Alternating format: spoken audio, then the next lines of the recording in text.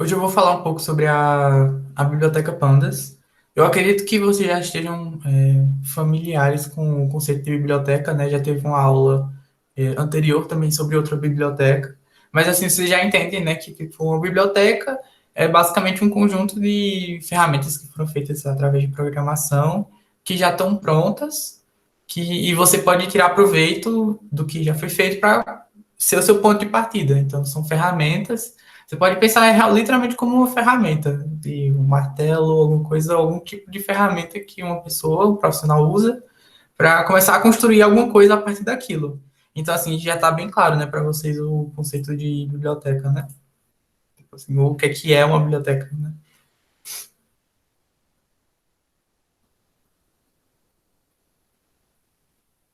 Eu acho que esse conhecimento já tá sólido na cabeça dos nossos alunos. Pode Tranquilo. continuar. Pronto. Aí, mas aí o porquê de utilizar, qual a vantagem de utilizar essa ferramenta, quais são as utilidades e para que ela serve para que o Panda serve, na verdade. Então, a Biblioteca Pandas, ela foi criada com o objetivo de funcionar como um conjunto de ferramentas que são úteis para fazer tanto a análise bem como a manipulação de dados.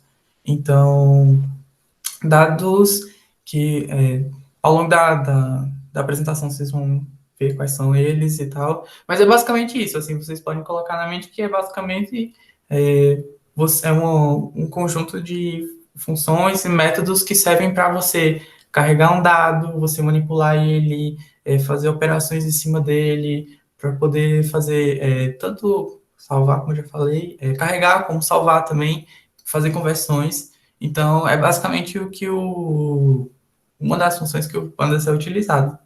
Pronto, então, para a gente poder trabalhar com a biblioteca, a gente primeiro precisa instalar.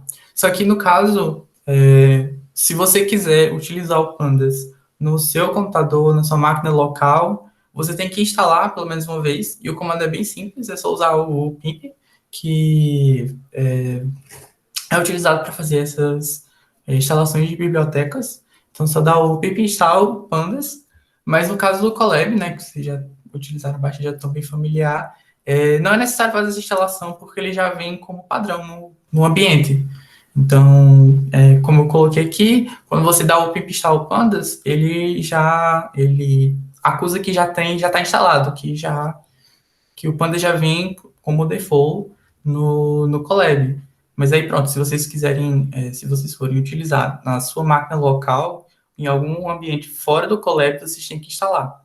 Em seguida, isso tanto para a máquina local, bem como para o Colab, você precisa importar o Pandas, que é basicamente usar o import e o Pandas, e você vai dar uma nomenclatura para a biblioteca, alguma forma de você chamar, porque você vai estar usando, né, as funções e métodos da biblioteca, e você precisa chamar ela para poder utilizar.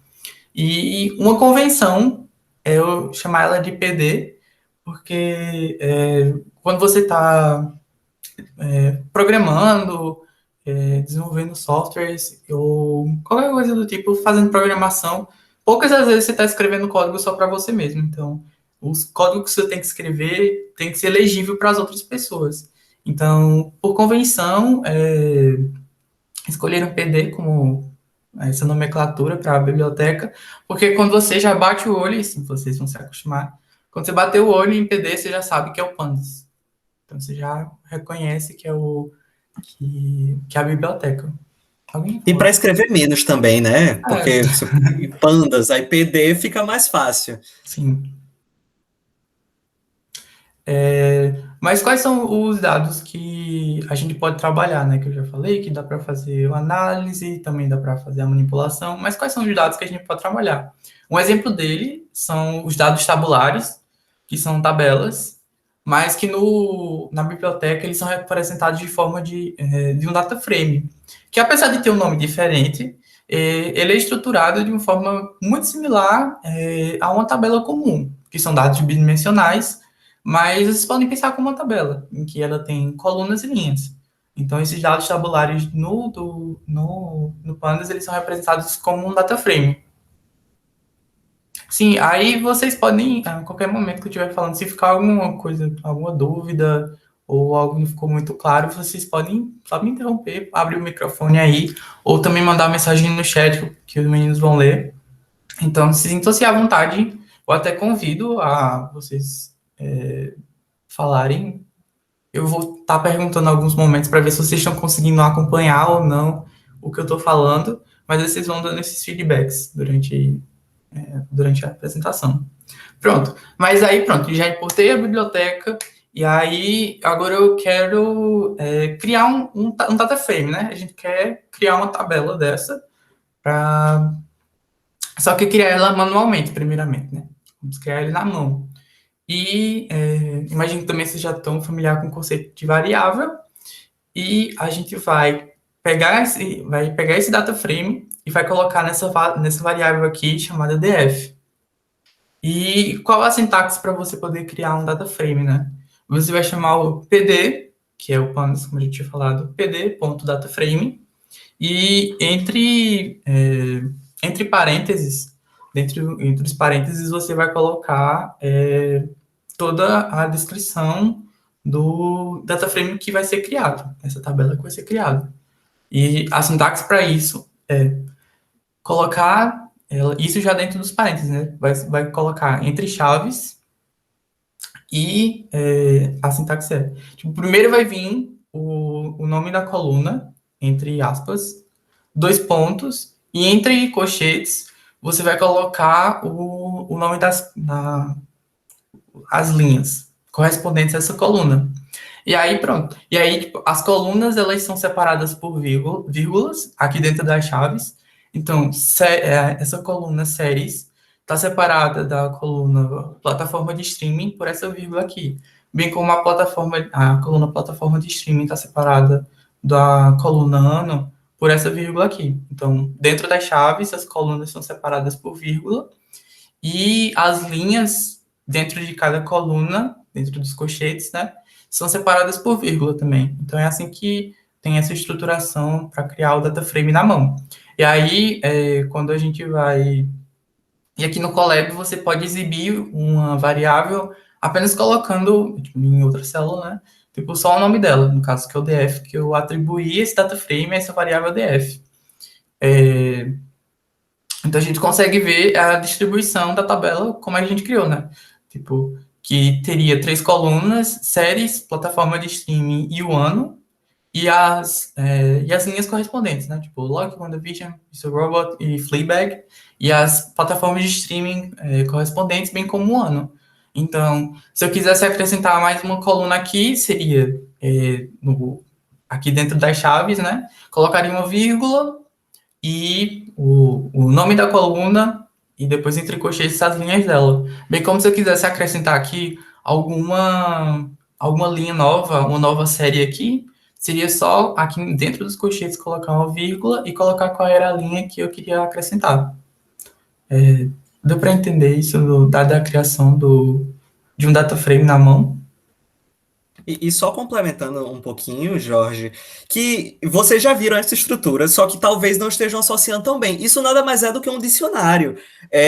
Abrir as chaves no início e fechar no final é você tá declarando que você está criando um dicionário. E aí cada chave, é justamente séries, é uma chave, sendo que o conteúdo, o valor do dicionário, né, ele tá como uma lista. Então é basicamente isso, você declara a chave, sendo que o valor é uma lista para cada um.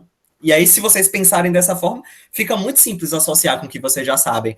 Se vocês criarem um dicionário, também dá para passar para dentro do data frame sem problema nenhum. Cria o dicionário, armazena uma variável e passa a variável para o data frame. Não dá para fazer isso assim, Jorge? Dá, assim. E o Wilson, ele perguntou se dá para declarar tudo numa linha. Dá sim, não precisa... A indentação só coloquei só para ficar mais claro mesmo, mas... dá para colocar em sequência essas informações. Dá para colocar, aqui. Mas é sempre uma boa recomendação, né, Jorge? Sim. Colocar assim, porque fica mais visível o que é que está acontecendo. Bem mais legível do que... Exatamente. Isso, Tipo e se assim, vocês tiverem mais dados e não quiserem fazer na mão, dá para fazer algo que eu já vi o Rogério fazer, que era você cria o dicionário ali e faz um for para sair adicionando vários conteúdos dentro da lista. E aí você pode fazer o dicionário como quiser e passar para o DataFrame. exato. Tipo assim, dá para usar várias estruturas aqui dentro para poder automatizar isso. Então, isso aqui é só a sintaxe básica, mas tem muitas outras formas de você preencher esses dados que estão aqui dentro do DataFrame. Então, deu bom, né, para vocês entenderem. Pronto. Mas aí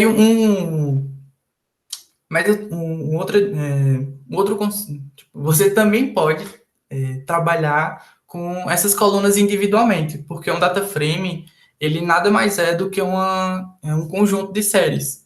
E o que é uma série? Uma série é cada coluna. Então, série tem esse nome porque você pode imaginar também cada coluna como um array, sendo que a primeira posição seria o nome da coluna e as subsequentes seriam as linhas que pertencem a essa coluna. Então, nada mais é do que um data frame, ele é um conjunto de séries. Então, aqui tem uma série, aqui tem outra série e aqui tem outra série. Então, tanto você pode trabalhar com o data frame individualmente, tanto você pode trabalhar com as colunas separadamente. Pode trabalhar com cada coluna individualmente e elas são chamadas de série. E aí pode trabalhar com única coluna ou pode trabalhar com mais de uma coluna.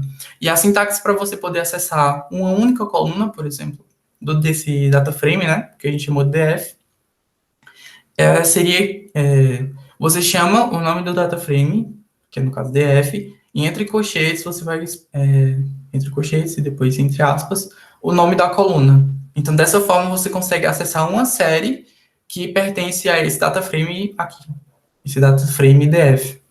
E aí você também pode acessar mais de uma coluna ao mesmo tempo, por exemplo, nessa estrutura aqui. E aí você pode extrair esses dados e atribuir uma nova variável.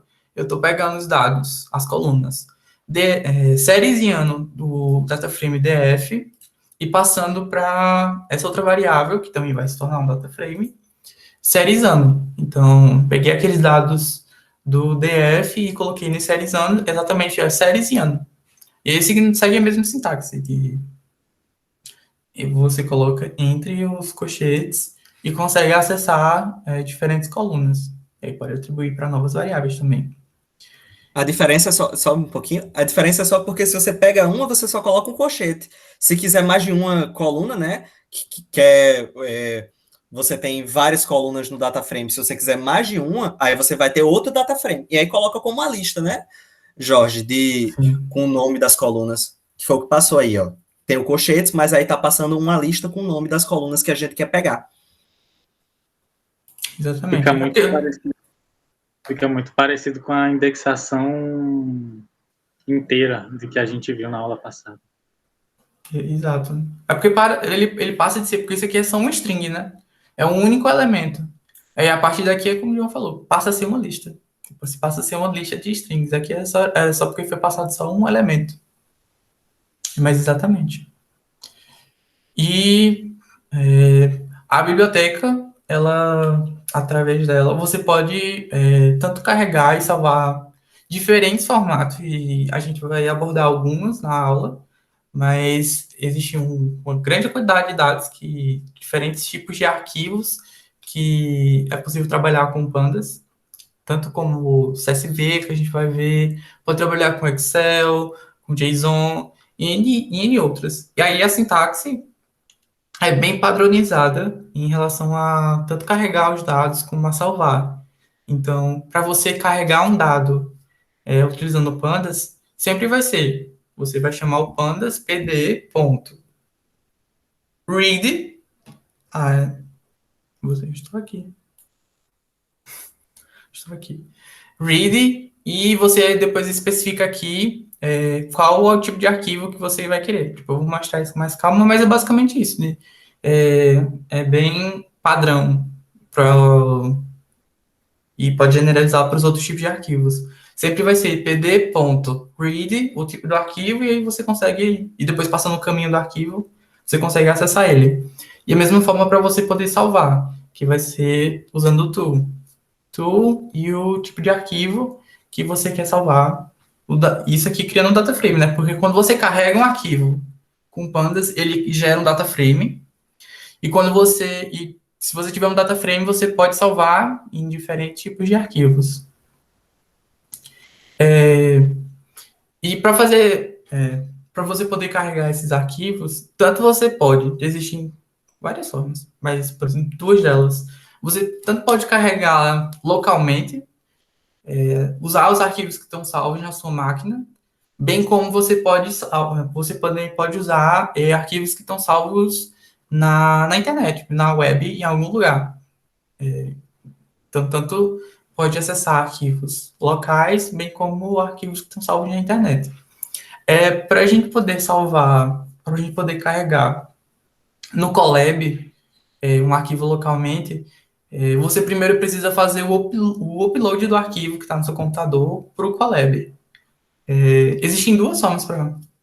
Existem mais formas, né? Mas duas formas que podem ser feito isso.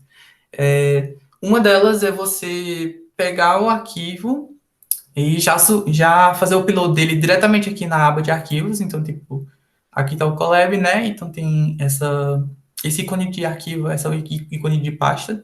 Se você clicar aqui, ele vai mostrar o diretório que já está salvo nessa seção. E aí você pode simplesmente usar aqui, fazer o upload para armazenamento da seção. Por clicar aqui e selecionar o arquivo, ou simplesmente você está numa pasta qualquer e só puxar o arquivo daqui para cá, que foi o que eu fiz. Eu peguei esse arquivo aqui e só arrastei para cá, esse movies.csv. Só arrastei para cá. E isso é uma forma de carregar, fazer o upload do arquivo para o Colab. E uma outra forma é você também pode acessar arquivos diretamente do seu Drive. Então, você basta clicar aqui, só clicar uma vez, no caso eu já cliquei, conectar Drive, ele vai fazer isso automaticamente. E você tem acesso às pastas do seu Drive. Por exemplo, aqui é o meu Drive. E aí aqui tem todos os drives todas as pastas do meu Drive. Basta só clicar aqui e aí você tem acesso. Então vamos carregar agora, usando o read CSV, um arquivo que está salvo no meu Drive. Então, aqui, ó. O que eu fiz foi que entrei no meu Drive, criei uma pasta chamada Aula Pandas e peguei esse arquivo aqui e carreguei no Drive, só arrastei para cá.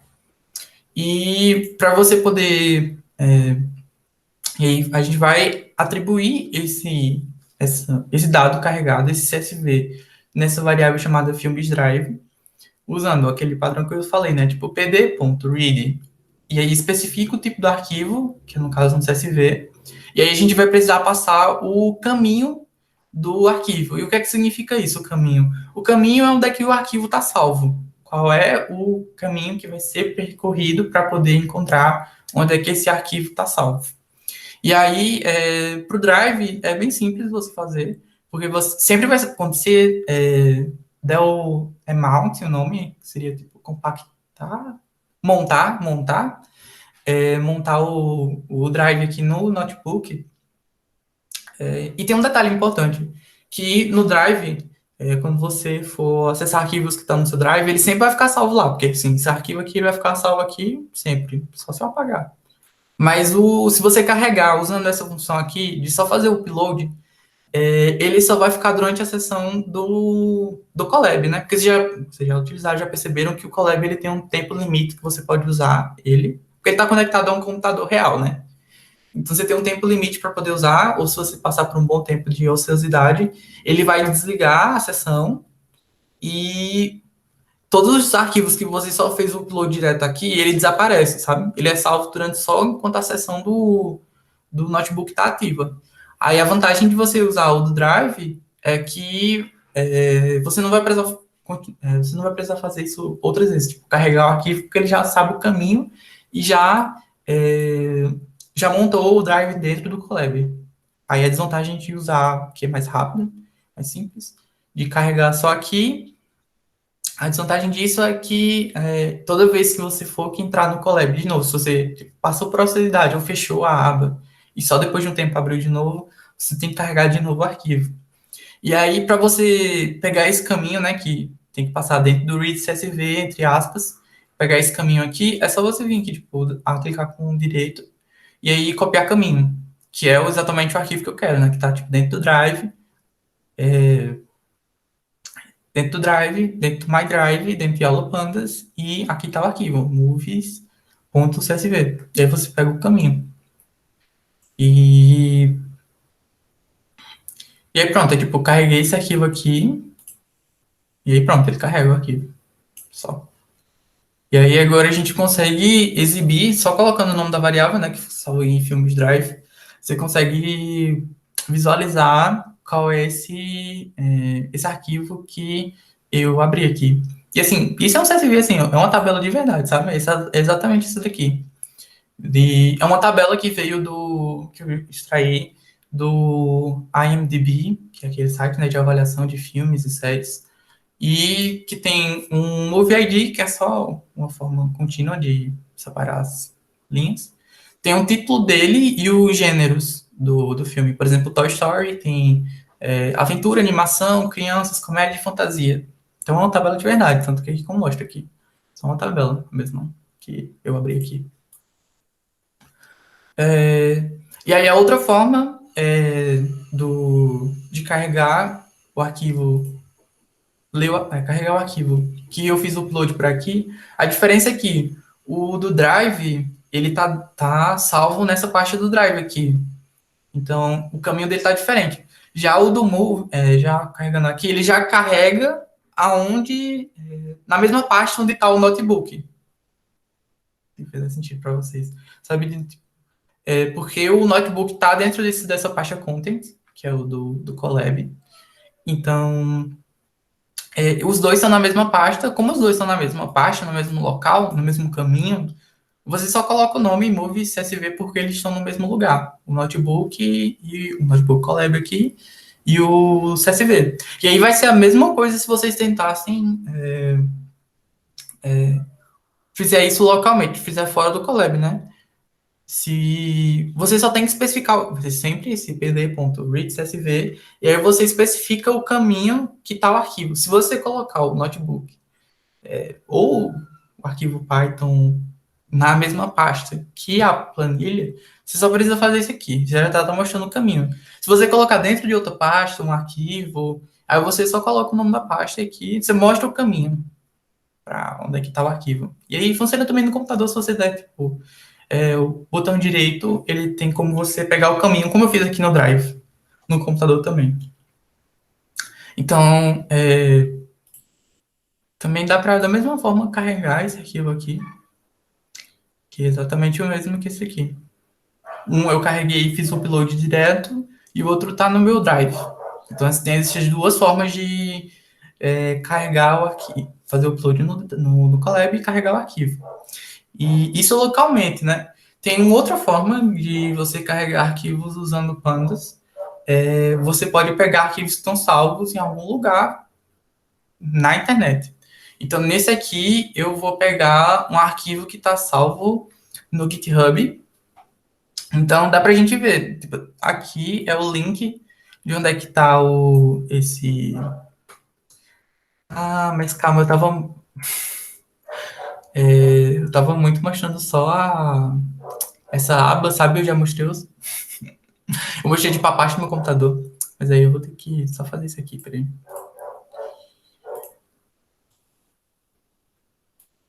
Agora vai mostrar a tela inteira.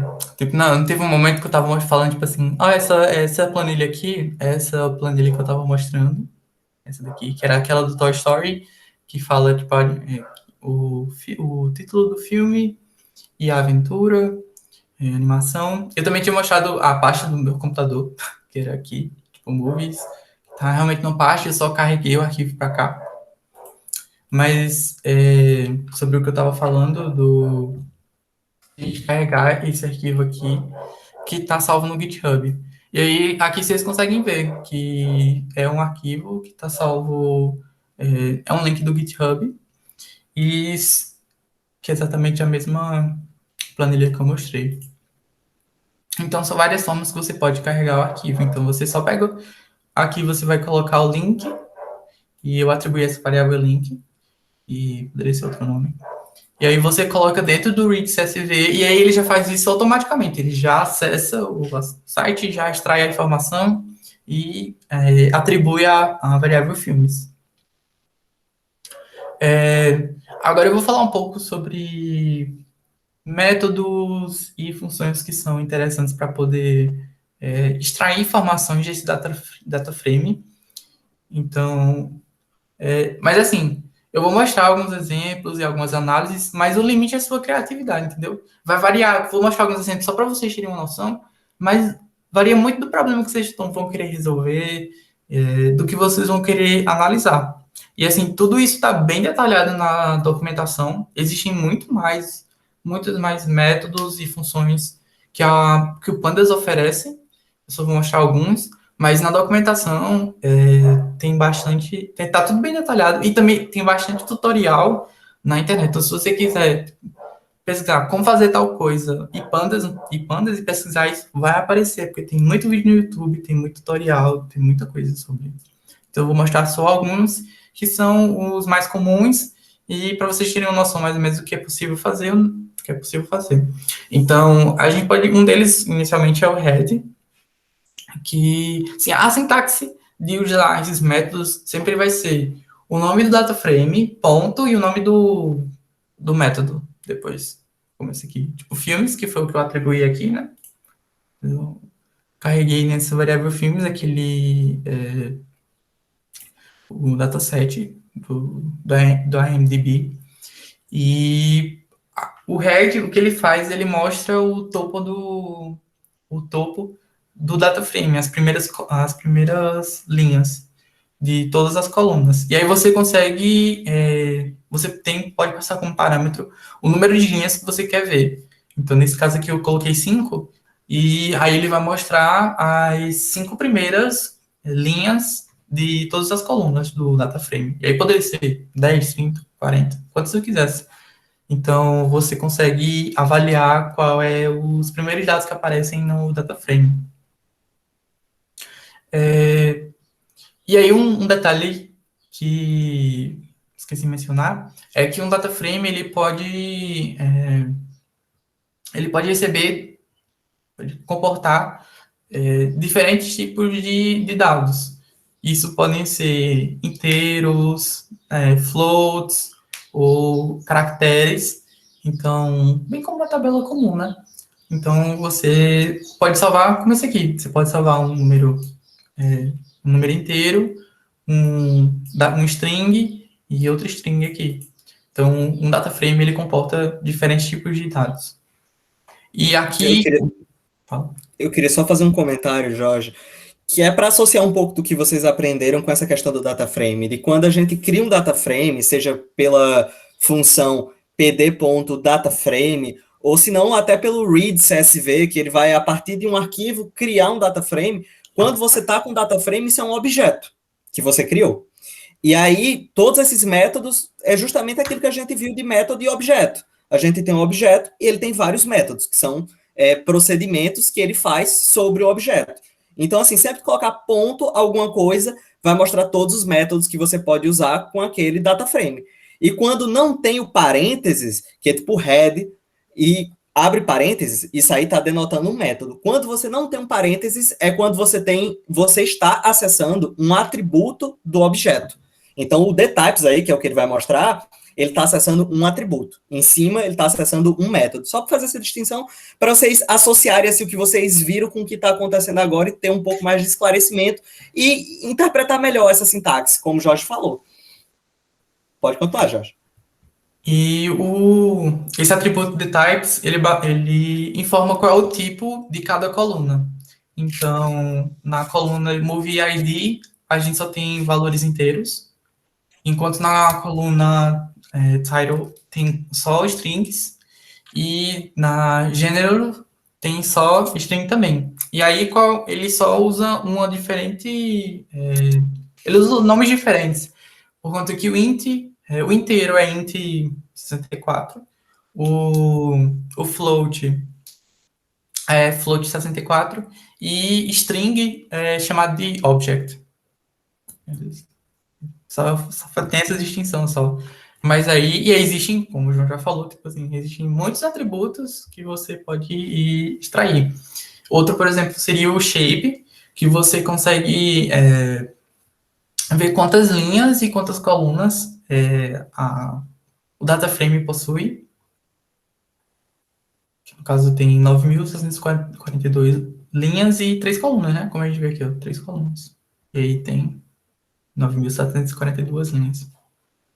E como eu já tinha mencionado naquela imagem lá em cima, que você pode tanto carregar, que eu vou trabalhar mais com CSV na aula, mas assim, você pode carregar diferentes tipos de arquivo, como por exemplo o do Excel. E aí é basicamente aquilo que eu falei, né? Tipo, a sintaxe é bem padrão. Por exemplo, para ler o Excel. Então, você daria o nome de uma variável, pd.read, e depois você especifica o tipo do arquivo. E aí, depois você informa o caminho, que nesse caso aqui ele já estaria na mesma pasta. E esse outro parâmetro que é passado aqui é só para, no caso específico do Excel, você coloca o nome, dá para passar o nome da planilha, né? Tipo, se vocês abrem o Excel, né? Tipo, no topo aparece o nome da planilha. E aí você também pode salvar um data frame para Excel, que seria o nome do data frame to Excel, que seria a mesma sintaxe, né? Como eu falei, tipo, o nome do data frame, ponto to, e o tipo do arquivo que você quer colocar, que seria converter. Seria um Excel. E aí você passa aqui vai ser, no caso, o nome do arquivo qual o nome que você quer que ele tenha, que seria tipo filmes.xlsx, que esse .xlsx é o formato do planilhas Excel, tipo esse .xlsx. E aí o nome da planilha, e o index, esse outro parâmetro aqui, ele basicamente é usado para quando porque o data frame ele tem, né, tipo, o index de cada linha. E aí você pode escolher salvar com o index delas ou não. Tipo, esse index aqui que mostra. É opcional se você quer salvar com ele ou não. E aí, assim, existem muitos que... A documentação é muito importante por conta que existem muitos outros parâmetros que podem ser passados aqui, que estão só sendo utilizados como default, mas lá vocês vão ver bastante específico sobre cada um desses parâmetros. Essa questão do index, se você exporta e não coloca false, ele vai pegar aquele índicezinho, que foi o que o Jorge estava falando, ó, essa primeira colunazinha, pode ver que ela não tem um nome. Move ID é a outra, ó, ela não tem um nome. E aí ela vai ser colocada lá, exportada para o Excel, e ela vai virar uma coluna mesmo do Excel. E se vocês lembrarem do formato do Excel, ele realmente também tem uma coluna de index. Então, o data frame simula bem, assim, como é que funciona o Excel. E aí, se você não coloca em ignore, essa colunazinha de index vira lá uma coluna de fato. É isso. E só uma coisa, Jorge, só para complementar também, que olha que coisa interessante que aconteceu. A gente viu como é que consegue passar para o Pandas, né? Passar para o Python, uma planilha do Excel, uma planilha CSV, uma tabela que você encontrou na internet, você passa para o Pandas, para o Python. E aí você consegue fazer várias alterações, as alterações que você quiser nessa planilha. E depois você simplesmente vai usar um to CSV, ou se não, to Excel, e você vai converter, vai criar uma planilha Excel. Você consegue fazer várias modificações na planilha aí no Python, e simplesmente depois gerar um arquivo em Excel. Assim, facilita pra caramba qualquer trabalho. Essa planilha que o Jorge mostrou tem 9.000 e poucas linhas. Dá muito para fazer várias alterações automáticas assim sobre todas as linhas do arquivo e depois gerar no Excel. Então, só para mostrar a vocês a importância e o quanto isso traz de possibilidade para a gente. Pode continuar, Jorge. Um outro método que é bastante útil é o info, que, bem como o nome sugere, ele traz informações gerais sobre o data frame. Então, ele fala sobre quantas linhas tem o data frame, que no caso, é um dado importante para vocês saberem, que o data frame ele é indexado de 0 até n-1 do número de linhas, né? Então, tem 9.742 linhas, então vai de 0 até 9.741. Isso é a indexação do data frame. E aí aqui ele fala quantas as colunas que tem, ele também ele vai informar, algo que eu vou falar com mais calma na continuação da aula, sobre dados nulos, e que são basicamente dados inexistentes, que não estão presentes, são gaps que tem dentro do data frame. Vou falar com mais calma nas próximas sessões.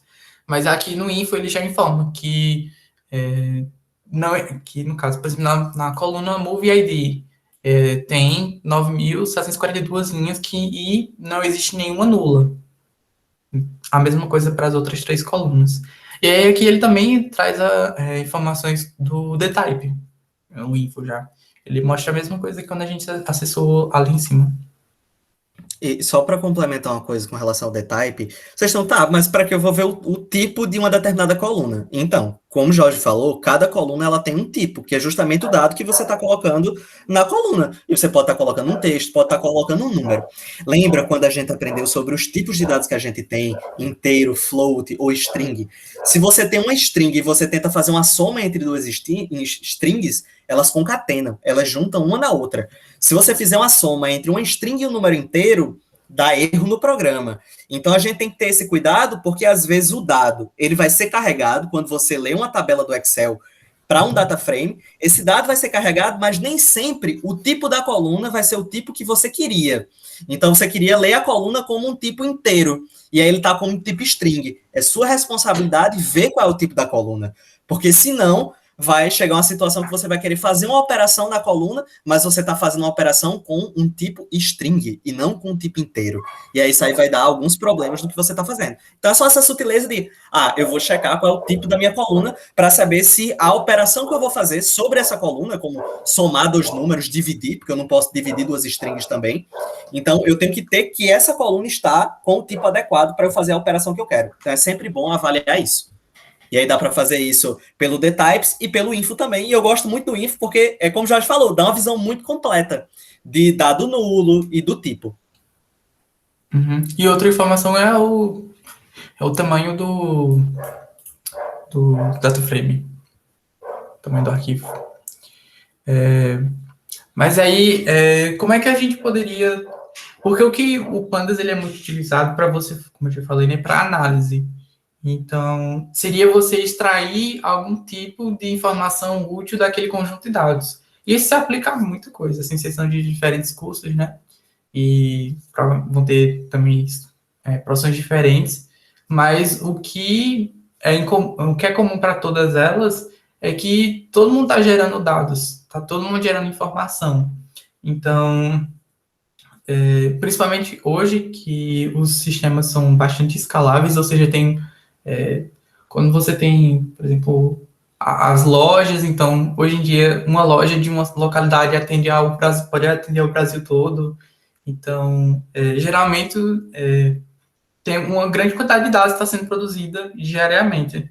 Então, só que um conjunto de dados muito grande é algo muito valioso, mas ele só existe sem nenhum tipo de... Se você não extrair algum conhecimento dele, algum tipo de informação útil, ele não é nada.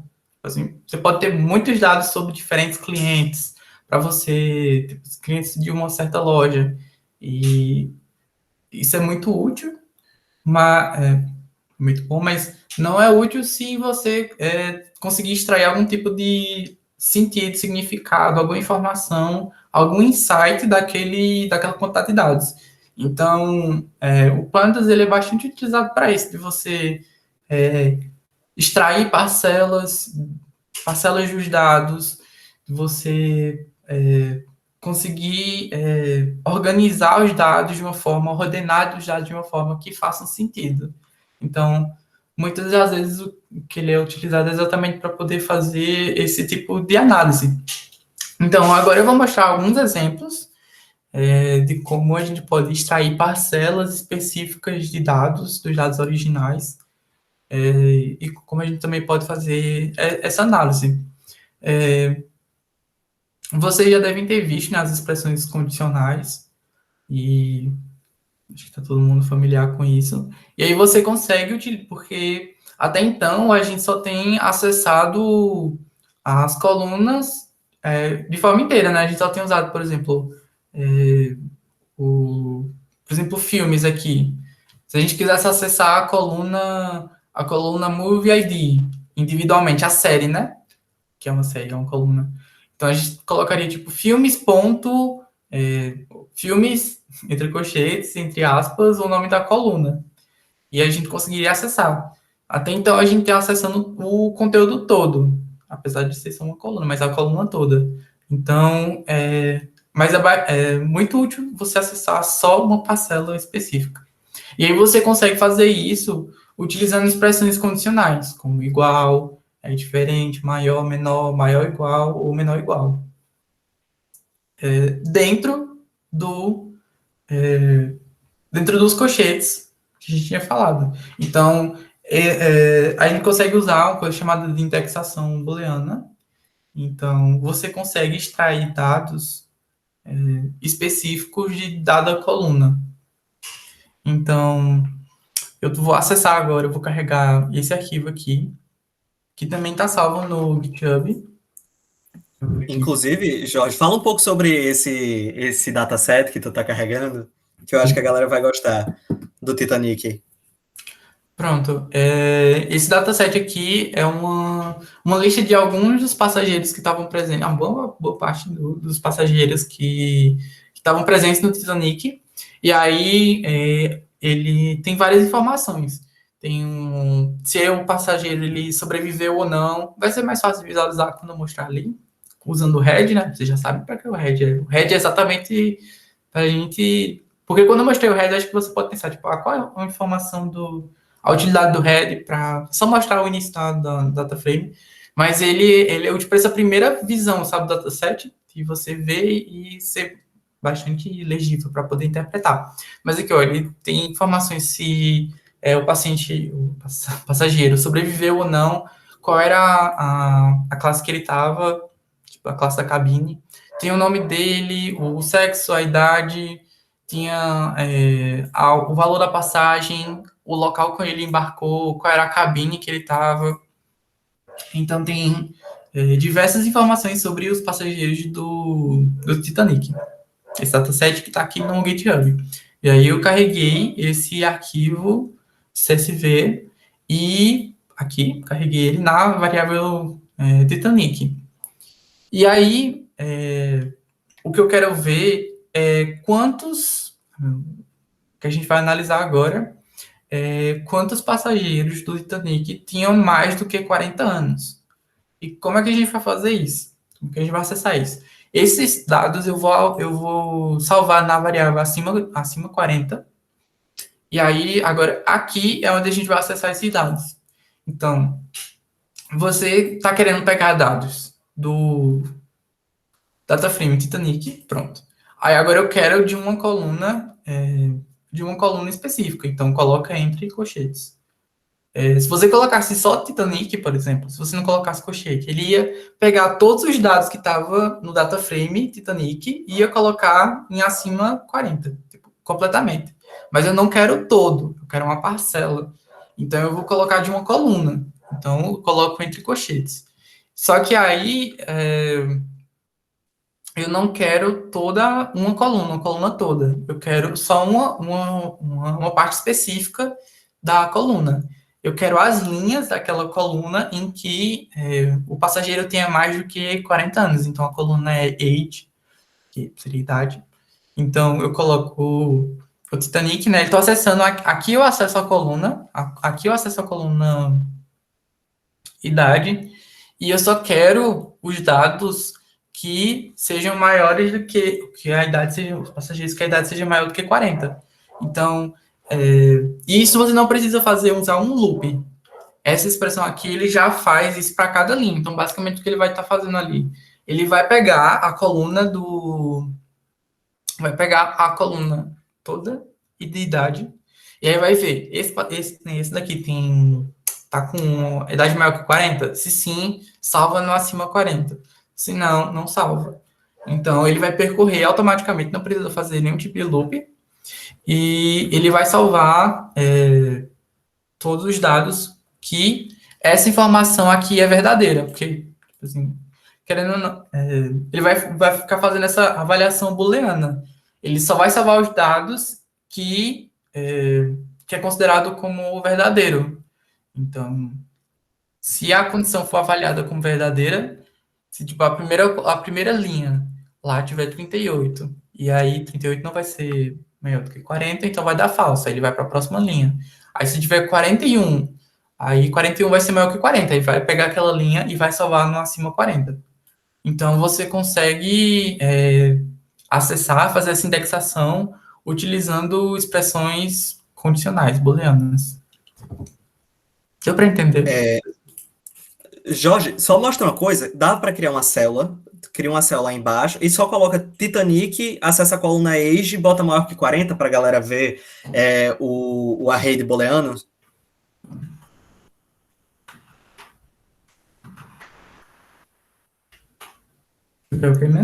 Maior que 40. É só botar maior que 40. Isso, executa. Olha que legal.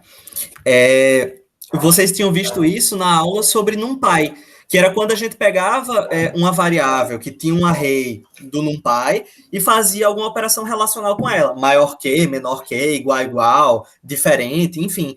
E aí isso sempre gera um array de booleano. E aí perceba, isso é exatamente a mesma coisa, ó. Se você só faz o seguinte, você está usando a variável Titanic, que foi o que o Jorge falou, e você pede para acessar a coluna age, porque você só quer verificar a coluna age. E na coluna age você quer saber quem é maior que 40. Isso aí vai gerar um array de booleano. E ele vai ter true só para quem é maior que 40. Quem não for maior que 40, ele vai estar como false. Aí, nesses que foi mostrado, né, porque ele só mostra uma parte, ele não mostra visualmente tudo, o array inteiro está aí, na página. Mas pode ver que tem 3 pontinhos. Ele não está mostrando tudo. E nesse que está mostrando, só tem falso até agora. Mas em algum momento nesse array, tem valores verdadeiros. E olha que legal. Ele gerou o array de booleano, com verdadeiro e falso.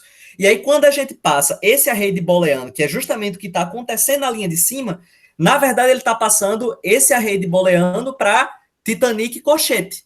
Olha só, marca lá, Jorge. Ele está passando exatamente isso aí dentro.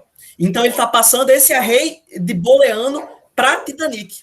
E aí ele consegue filtrar bem direitinho por causa disso. Aí só para associar mesmo o que é que vocês viram lá no NumPy, aqui é equivalente, da mesma forma que funciona. A diferença é só porque agora a gente está trabalhando com coluna, a gente acessa uma coluna específica para aplicar um operador relacional. Mas a indexação booleana em si é da mesma forma. A gente está passando um array de booleanos do mesmo jeito. E está filtrando os dados da mesma forma. Certo? Se vocês tiverem alguma dúvida, vocês mandam aí no chat, perguntando. E aqui eu só tô dando o info que eu vou fazer agora é a gente realmente comparar quantos dados tinham tanto no Titanic original e quantos vão ter nessa fatia que a gente criou, que é acima 40. Outro método que também é interessante para poder fazer essa análise, agora que a gente carregou um novo dataset, que é o do Titanic. Um outro método que é interessante é o Describe, em que ele fornece vários dados estatísticos do DataFrame, mas somente de colunas que são numéricas. Então, por exemplo, o do name, ele já pega, né, lá o dtype, ele já sabe quais são os tipos de cada coluna, então ele só analisa, o Describe, ele só analisa as colunas que são numéricas, exatamente porque elas oferecem dados estatísticos, como ele faz a contagem de quantos elementos tem em cada coluna. E também dá a média, também dá o desvio padrão, que é o STD. Ele também dá o valor mínimo, também dá a porcentagem, 25%, 50%, 75%, e também dá o valor máximo que tem nessa coluna. Então, para análises, principalmente comercial, quando tem bastante número, você só dá um describe lá, você não precisa calcular a média então, de cada coluna individualmente, você só dá o describe e ele fornece essas várias informações estatísticas do data frame. Exatamente. E só para completar também, que tipo assim, aí vocês estão, nossa, coisa estatística e tal, isso é útil para todo mundo. Porque imagina que você trabalha com alguma coisa e tem uma planilha do Excel lá com várias informações, como o Jorge falou, sobre seus clientes. É do interesse de vocês entender mais sobre esses dados para saber como é que vocês vão direcionar um produto para um determinado cliente e direcionar um produto para clientes que têm menos que 40 anos, que têm entre 18 e 20 anos. Vocês vão ter condições de filtrar dessa planilha do Excel que vocês têm. E aí, isso aí é um resumo estatístico e é muito simples de usar essas informações. Primeira coisa ali, ó, é o min, é a média. E aí você, qual é a idade média dos meus clientes? Aí tá lá, ó, age, a idade média de 29 anos. Então, se arredonda, aí daria 30 anos. Então, a maioria dos passageiros do Titanic tinha, na média, 30 anos. Isso é uma informação muito relevante. O desvio padrão é uma noçãozinha só do, tá, a média é 30. Quer dizer que todo mundo tem 30 anos lá dentro? Não necessariamente. O desvio padrão ele vai dessa noção, olha, isso aí pode variar mais ou menos, ó, tem 14 ali o número. Então, a média está em torno de 30. E ela pode variar 14 para cima ou 14 para menos. Vocês estão entendendo a noção? Então, poderia ter ali pacientes com 44 anos ou menos que 30. Então, é uma forma grosseira de explicar assim, o desvio padrão, mas é para mostrar que é muito útil. No MIN, você pode saber qual é a idade mínima de um passageiro. Aí tem lá, 0,42. É um valor estranho, mas não se assustem. Às vezes os dados estão errados. Eles estão escritos de uma maneira errada. E aí pode acontecer essa interpretação de você dizer que a idade mínima de alguém é 0,42. Então a gente arredonda e bota aqui a idade mínima de um passageiro no Titanic é de 0 anos, ou seja, ainda é um bebê recém-nascido. 50% é o que vale a mediana. Então eu tenho ali que a mediana é 28. Para quem tem mais interesse em procurar saber melhor sobre média, mediana e como é que vai usar isso, pesquisa depois. Mas é só para mostrar uma noção de como é que a gente pode usar essas informações. Olha só, o passageiro mais velho do Titanic, ainda na coluna de age, ele tem no máximo, o meu valor máximo da coluna age é 80 anos. Então, só para vocês verem como é que a gente pode usar esse resumo estatístico para extrair informações muito relevantes sobre os dados que nós temos. Ó. No Ferry, a gente tem o quanto foi pago. E aí tem lá, ó, que o mínimo foi pago foi R$0. E o máximo foi 512 a moeda que eles usavam. Então, é muito legal. Muito legal. Dá para usar muita coisa. Camila, tem muita gente que discute quem é melhor para fazer análise estatística, Python ou R, não existe um consenso, mas os dois são muito bons para poder fazer isso, e o Pandas é a melhor ferramenta para conseguir fazer essas análises estatísticas de uma forma muito simples. Beleza, Jorge, pode continuar. E aqui a gente consegue ver os dados que foram que passaram por aquele filtro de passageiros que têm mais do que 40 anos. E aqui vocês veem que tá correto, né? Que tá... Esse aqui tem 54, 58, 55, 66. E aí dá para ver também que aqui embaixo, quando você pede para ele exibir o data frame, ele mostra o número de linhas e de colunas. Então dá para ver que reduziu bastante, né?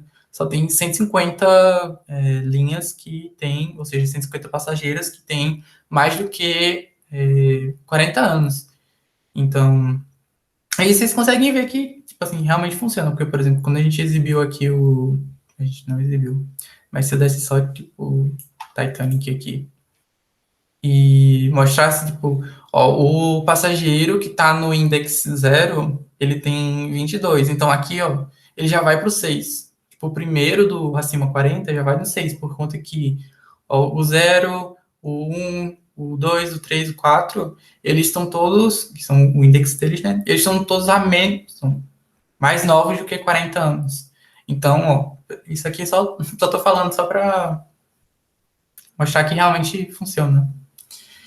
E aqui eu só tô, como eu já tinha mostrado, né, sobre o atributo do shape, eu só tô exibindo que essa coluna aqui do acima 40, né, tem 150 colunas, 150 linhas e 12 colunas.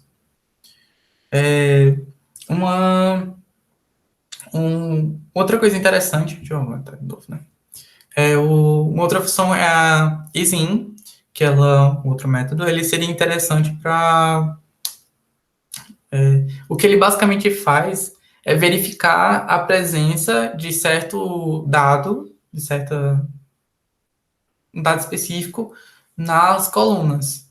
Então, ele também faz toda aquela avaliação booleana, tipo, internamente dentro dele. Mas aí o que, com exemplo, vai ser mais simples de vocês entenderem.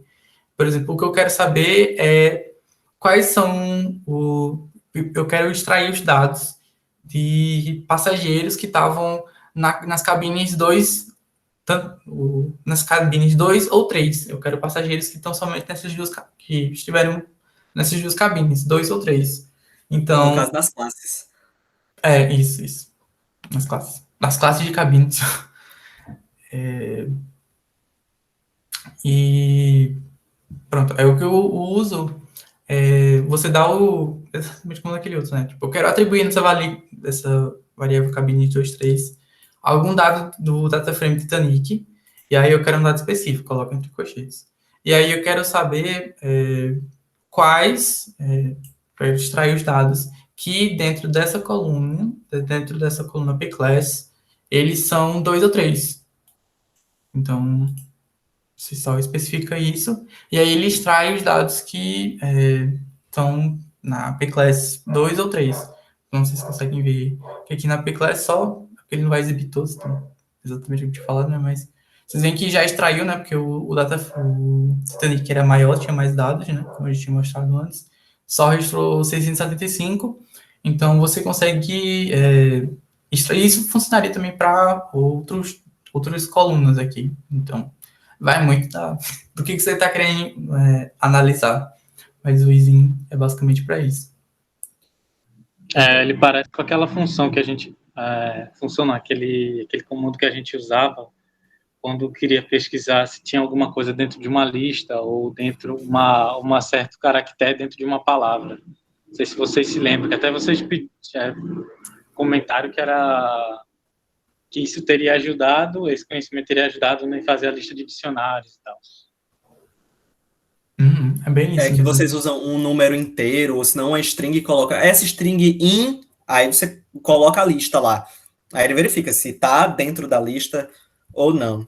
É bem equivalente, tanto que o comando é isin. Ele está dentro da lista, se o valor estiver dentro da lista, ele mantém o valor no filtro. O Isin ele também pode ser representado, o que ele é por dentro, na verdade, ele é uma combinação de diferentes expressões condicionais. Então, que ele, na verdade, lembra que isso, quando eu estou mostrando aqui sobre, a gente usou só o maior, que é no caso que a gente viu, né, agora o acima de 40, mas a gente pode usar todas aquelas expressões que a gente viu no início, né, de igual, diferente, maior, menor, maior igual, menor igual. Então, você pode usar todos eles. Só que pode usar em conjunto também com os operadores OR e AND. O OR, ele é representado por esse símbolo aqui, e no Python, o AND o cifrão comercial, coisa assim. Mas essa símbolo aqui é comercial. É comercial. Aí.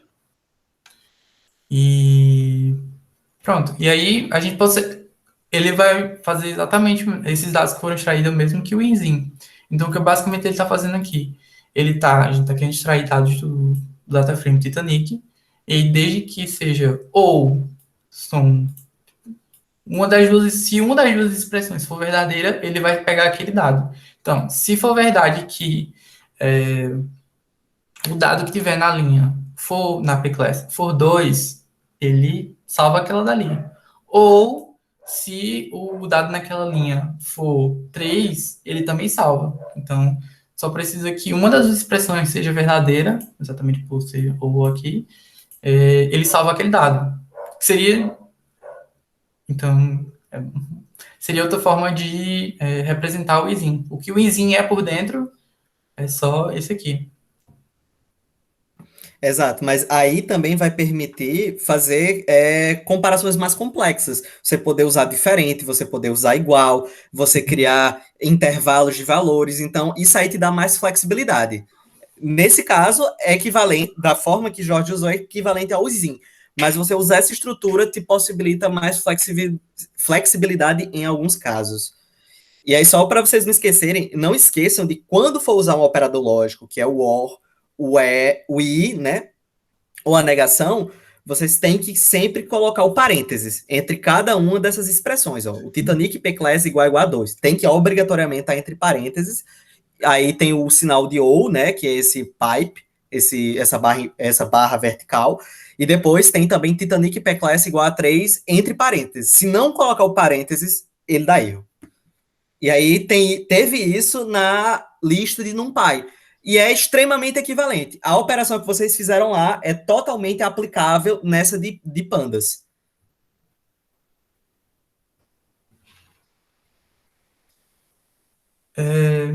Pronto, mas aí, sobre o que eu já tinha mencionado, que a gente ia falar um pouco sobre dados nulos, e que basicamente são, como eu já tinha falado, esse vazio, esse inexistente, esse gap de dados que existem dentro de um data frame. Porque quando a gente começa a estudar dados, estrutura de dados, a gente trabalha muito com dados que estão no estado perfeito. Sempre todas as colunas têm dados, tem todos os dados preenchidos normalmente, mas quando você começa a trabalhar com problemas do mundo real, com dados que vêm de eventos que acontecem, de eventos reais, sabe? De coisas que realmente aconteceram, dados que foram extraídos de eventos reais. O que acontece muito é que ele está suscetível a erros humanos e a simplesmente você catalogar os dados de forma errada ou faltar algum dado. Então, é muito comum quando você está pegando dados reais, dados de venda, dados de saúde, por alguma razão, em alguma coluna tem uma linha faltando, ou faltou um dado de alguma coisa. Então, esses dados nulos é exatamente sobre isso. Por exemplo, tem uma tabela lá, como a gente consegue ver aqui, ó, que não tem essa informação aqui. É o NNA, que é como ele representa um dado nulo. Então, essa informação simplesmente não foi catalogada. Então, é só um buraco vazio que tem ali. E quando está se trabalhando com... Isso é muito, muito comum. Muito, muito comum. E assim, só para fazer uma analogia, e não é nem uma analogia, é uma equivalência, que é quando vocês estão com uma planilha no Excel, e aí, por exemplo, imagina que esses dados aí que o Jorge colocou, essa tabela, ela está no Excel. Esse NA aí vai ficar nas células que ninguém colocou informação, a célula está vazia, não tem dado nenhum naquela célula. Então, é justamente que vai ser carregado como NA nesses casos.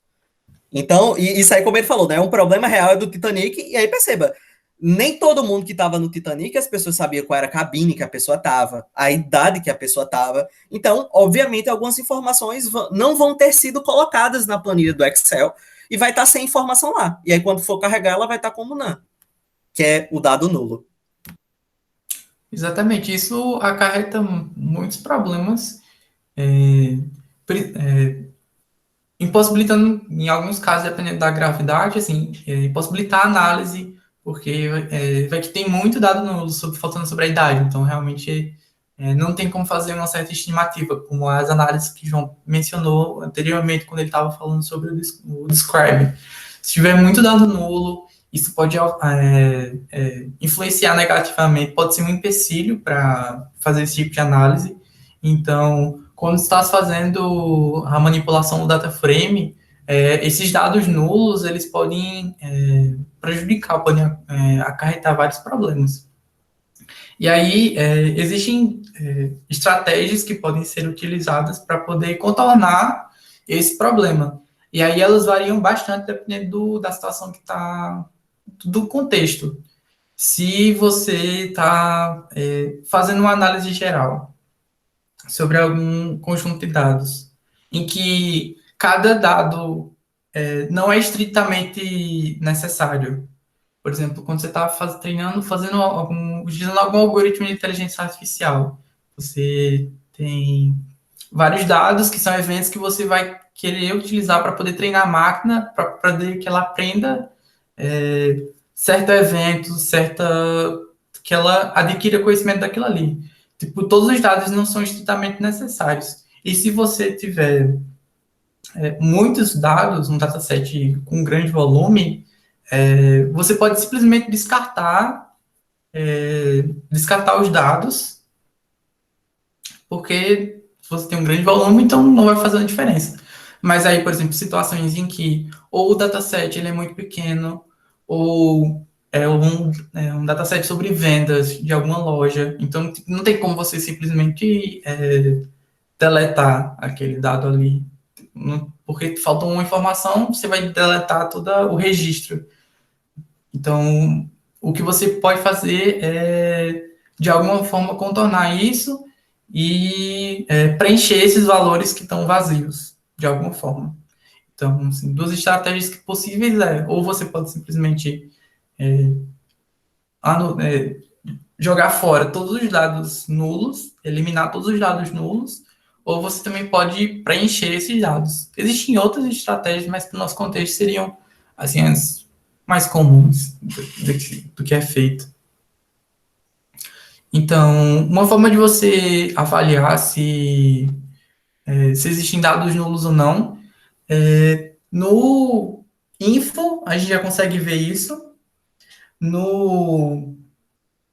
Também quando a gente dá o describe, a gente consegue ver, porque ele faz a contagem dos valores que existem em cada coluna. Depois a gente já mostrou, tipo, no info também mostra se tem dado nulo ou não. No describe lá em cima, quando eu mostrei anteriormente, ele também consegue mostrar, porque se tiver uma contagem menor do que o total de linhas, então você vê que tá com dados estão faltando, que era exatamente do age.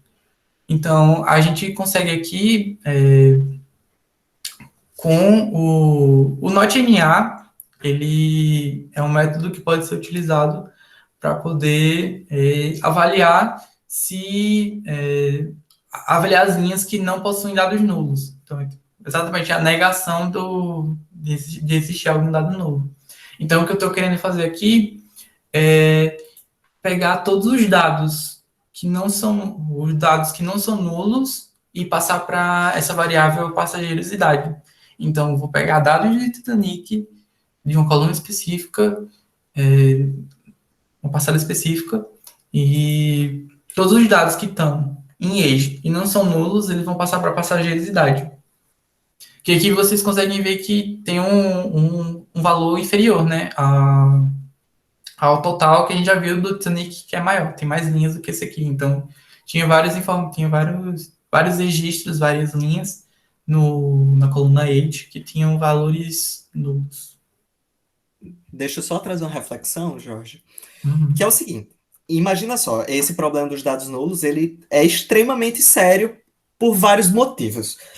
Imagina que vocês estão fazendo análise de cliente. Só que vários clientes você não sabe qual é a idade.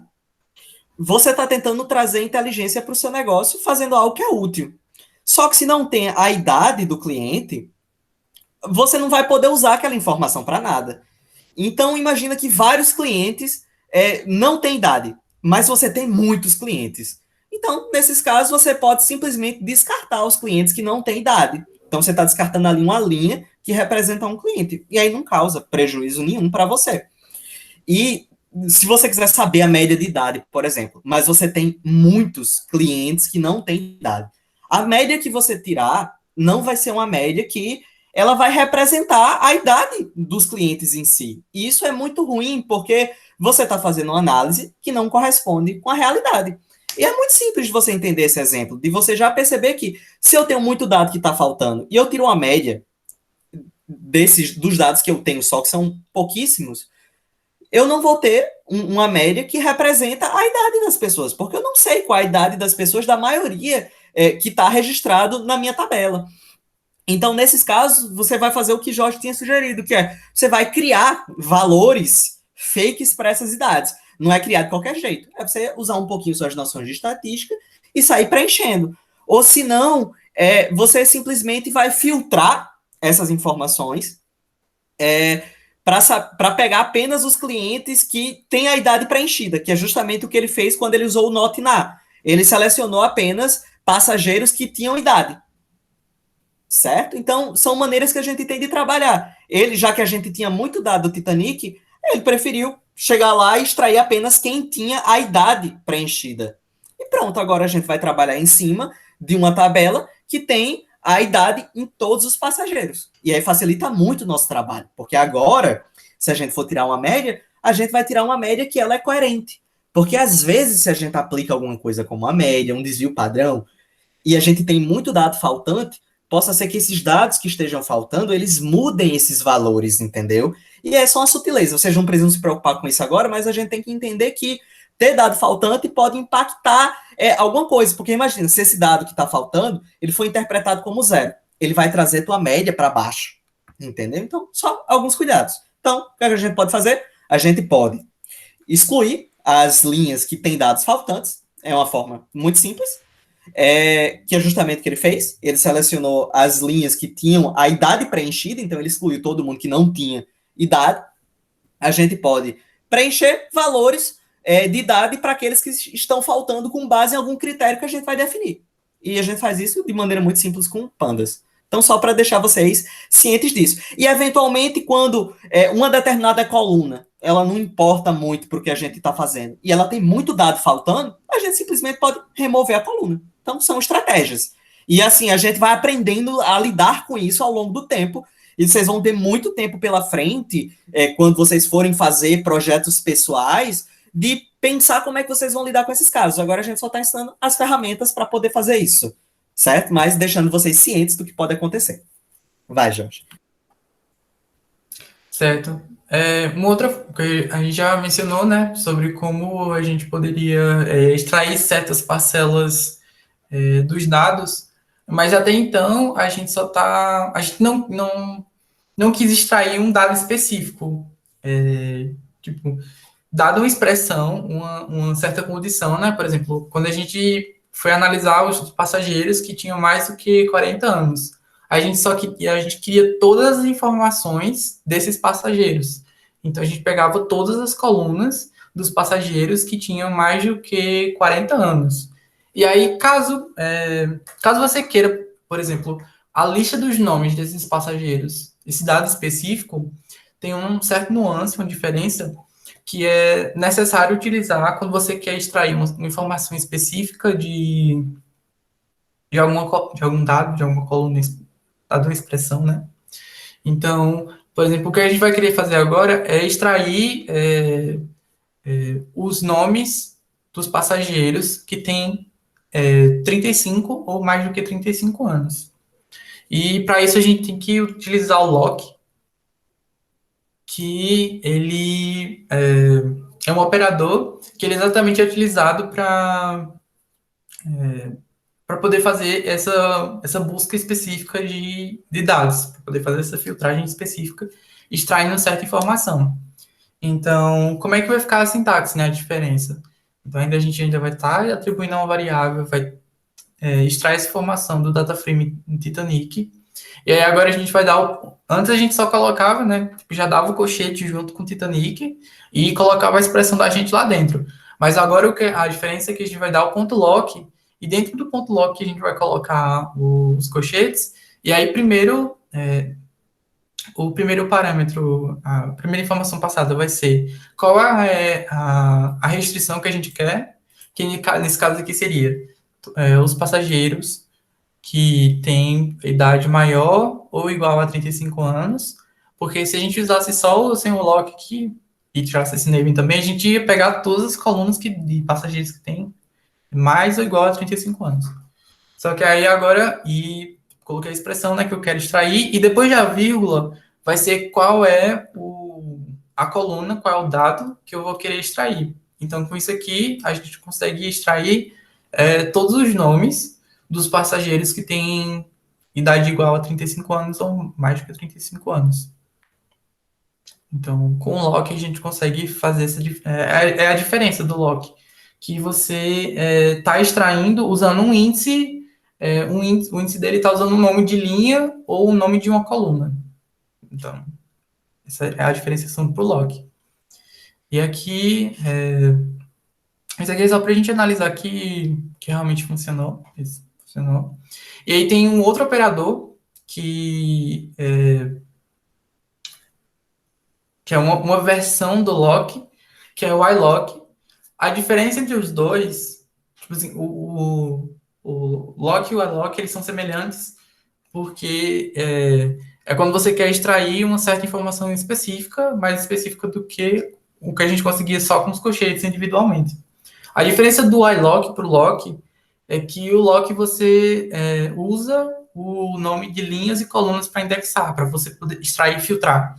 Já o iLock, ele usa inteiros. Então, é um índice inteiro para as linhas e colunas. Você consegue extrair usando o iLock só com inteiros. Então, essa é a principal diferença que dá para lembrar pensando que esse I aqui é de inteiro do lock. E enquanto o lock é o normal, que usa linha em coluna, o iLock usa só inteiro para poder fazer essa busca. E só para vocês verem, tipo, por exemplo, nesse aí que ele está mostrando, essa tabela, P-Class vai ser a coluna, o equivalente a P-Class em índice é 0. Igual uma lista normal, a gente sempre começa a contar do 0, e aí cada coluna, a primeira coluna é 0, e depois eu vou avançando em coluna. Então aí, ó, Passenger ID, ela é o valor 0 em índice. Survived é um P-Class 2. Então, assim, a gente consegue usar bem direitinho o iLock só passando os índices, em vez de passar a coluna. Uhum. Só tem um detalhe quanto a isso, por conta que o iLock, ele tem uma peculiaridade, tipo assim, decidiram fazer ele assim. Então, é bem como o João falou, que cada coluna, ela tem um índice, exatamente como um array também, tipo, começando do 0, 1, 2, 3, sucessivamente. Só que o iLock, quando primeiro você acessa as linhas que você quer, tipo, você consegue, no primeiro argumento aqui, você passa quais são as linhas que você quer, e esses 2 pontos aqui é que eu quero da linha 6 até a linha 20, e esse aqui é da coluna 2 até a coluna 5. Então, primeiro você passa quais são as linhas que você quer, depois você passa quais são as colunas que você quer. Só que ele tem uma peculiaridade de que ele considera o índice 6 tipo, nas linhas. Ele considera o índice inicial e não considera o índice final. Então, ele vai pegar aqui, né? A gente está na linha, por exemplo, 4, né? Mas se a gente desse... Deixa eu dar item que é de 6 aqui. Sério, é muito menos também. Pronto. Tipo, ele iria considerar o 6, mas quando ele só iria até o 19. Então, ele vai do índice 6 até o 19, porque ele não considera o índice final da linha. E o da coluna, ele não considera nem o índice inicial, nem o índice final. Então, aqui, ó. Eu quero pegar, ele coloquei que é da coluna 2 à coluna 5, mas ele não considera nem a inicial, nem a final. Então, ó, 0, 1, 2, então ele não considera o P-Class, aí considera o 3, 4, e o 5 ele também não considera, porque ele não considera nem o inicial, nem o final. Então, é só uma peculiaridade, mas aí é só pensar como um array aqui, começando de 0, né? Tanto a linha quanto as colunas. Só tem essa peculiaridade que no linha ele considera inicial, o índice inicial, mas não considera o final. E nesse das colunas ele não considera nem o inicial nem o final. Então é bem como eu falei, né? Tipo, a das colunas, né? Que é o do 0, 1, 2 e o 5. Tipo, 0, 1, 2, 3, 4, 5. Aí não considera o age. Só vai até o sex. Jorge, só bem, ele tá considerando, não, ó.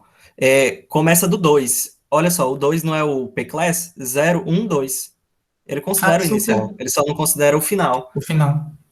A mesma coisa Isso. das linhas também. Super Isso. não é para isso. Isso é aquela questão clássica de lista, gente. Quando a gente faz fatiamento, o último nunca é considerado. A gente sempre, o inicial sempre funciona, mas quando é o último, depois dos 2 pontos, ele considera um a menos. É bem normal isso. Desce aí um pouquinho, só para a gente discutir uma coisa, chamar a atenção. Olha só que coisa. No iLock. Não, no iLock. Pronto. Ó, a gente tem. Cadê o iLock? No iLock. Sim, isso. Olha só, a gente tem, no primeiro parâmetro, pode ver, a gente usa iLock, colchetes, e aí a gente tem o primeiro parâmetro, que é antes da vírgula, e o segundo parâmetro, que é depois da vírgula. O primeiro parâmetro é das linhas, então a gente está passando aí o intervalo de linhas, a gente está dizendo que vai da linha 6 até a linha 20, só que lembra, ele não vai até o 20, vai até o 19. E depois a gente está dizendo que a gente vai pegar da coluna 2 até a coluna 5, só que lembra, não vai até o 5, vai até o 4, é sempre um a menos. Então, aí perceba, o iLock, a estrutura é colchetes, você passa a linha, a linha, pode ser a linha, você pode querer uma linha só, então eu poderia dizer, olha, eu quero a linha 5, coluna 3. Posso. Ou posso usar o fatiamento, que é o que a gente aprendeu a fazer, né? Que é usar esses 2 pontos para dizer, olha, eu quero nesse intervalo de 6 a 20 e no intervalo de 2 a 5. Só que isso vai ser aplicado, respectivamente, à linha e à coluna. E aí, sobe um pouquinho, Jorge, para o lock. No lock, a gente está fazendo exatamente a mesma coisa. Lembra que, ó, ele colocou lock, aí eu tenho Titanic, acessando a coluna age, e na coluna age eu estou verificando quem é maior ou igual a 5. Então, eu vou gerar aquele clássico array booleano, no qual todo mundo que é maior ou igual a 5 vai receber true. Quem não for, vai receber false. E eu vou estar passando o array booleano para filtrar as linhas.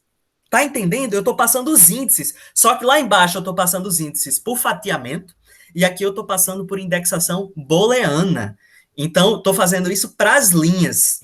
Na parte da coluna, no lock, eu uso o nome da coluna. E lá embaixo a gente usou o número da coluna, né? O índice da coluna. Então, é equivalente à estrutura dos dois. Você bota ponto .lock ou iLock.